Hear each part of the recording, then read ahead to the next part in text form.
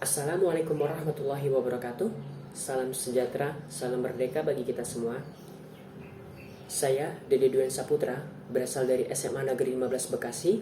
Saya sebagai tim pembicara pertama pemerintah. Saya di sini akan memberikan beberapa pendapat saya tentang mosi yang pertama, yaitu bahwa penerimaan mahasiswa baru hanya didasarkan pada tes talenta bawaan, bukan pada tes atau nilai akademik. Informasi yang saya dapat dari mosi yang pertama adalah tes talenta bawaan merupakan penilaian individu yang didasarkan pada potensi bawaan individu tersebut. Setiap siswa memiliki bakat yang unik dan tes ini mengungkapkan bakat bawaan tersebut untuk dapat dipetakan potensi kesuksesannya. Seseorang dapat meraih kesuksesan yang maksimal jika dia bekerja sesuai dengan potensi yang dimiliki. Sebelum memasuki topik yang utama, mari kita kenali sejarah sistem penerimaan mahasiswa baru di Indonesia. Seleksi masuk perguruan tinggi negeri secara terpadu dan serentak sudah dimulai pada tahun 1976. Awalnya bernama Skalu, kemudian berkembang menjadi Skasu dan berubah lagi menjadi Sipenmaru dan UMPTN. Pada masa reformasi, sistem seleksi berganti menjadi SPMB, kemudian menjadi SNMPTN dan SBMPTN. Sebelum itu, pada argumen yang saya akan berikan, kita akan mengenal tes akademik dan tes talenta bawaan. Tes akademik adalah suatu tes yang bertujuan untuk mengasah kemampuan dan bakat seseorang pada suatu bidang akademik. Sedangkan tes bakat talenta bawaan adalah rangkaian tes dan analisa yang menggambarkan kemampuan kognitif, karakteristik, minat, serta kepribadian siswa terhadap suatu bidang atau jurusan tertentu. Siswa yang tahu dan sadar akan minat dan potensi kognitifnya akan lebih percaya diri dan terhindar dari situasi salah jurusan.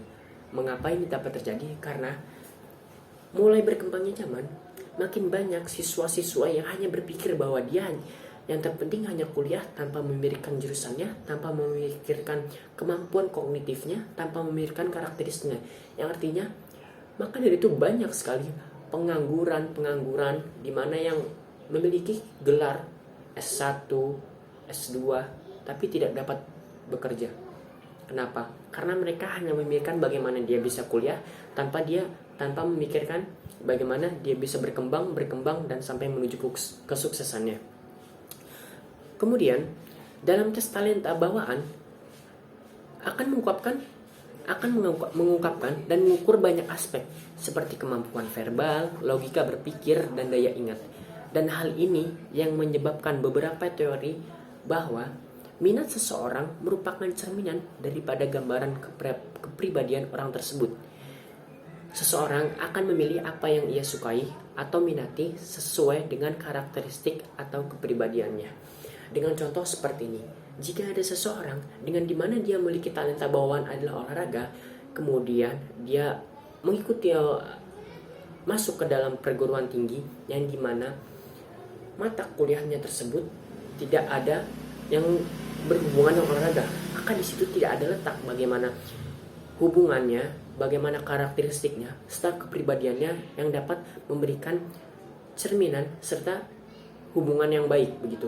Jadi, jika dia merupakan seorang olahragawan atau seorang atlet, sangat disayangkan jika ia tidak mengikuti atau tidak masuk perguruan tinggi dengan jurusan seperti kepelatihan olahraga mungkin, kemudian menjadi guru olahraga, karena pada dasarnya jika tes talenta bawaan ini tidak dapat dikembangkan, tidak dapat dimaksimalkan, maka akan menjadi sia-sia. Karena segala sesuatu yang menjadi talenta bawaan dalam diri akan meledak jika kita bisa memaksimalkannya dengan penuh semangat dan dengan penuh cita-cita yang ingin kita sampaikan. Karena bahwa yang kita tahu adalah semua mahasiswa hanya ingin dia memikirkan bahwa sebenarnya dia ingin sukses tapi tidak tahu caranya. Tapi yang jelas dia tidak tahu caranya, tapi hanya dia tidak tahu bagaimana cara dia memilih jurusan yang benar dan bagaimana dia salah dalam memilih jurusan yang tidak sesuai dengan kepribadiannya dan sesuai dengan cerminan karakteristiknya.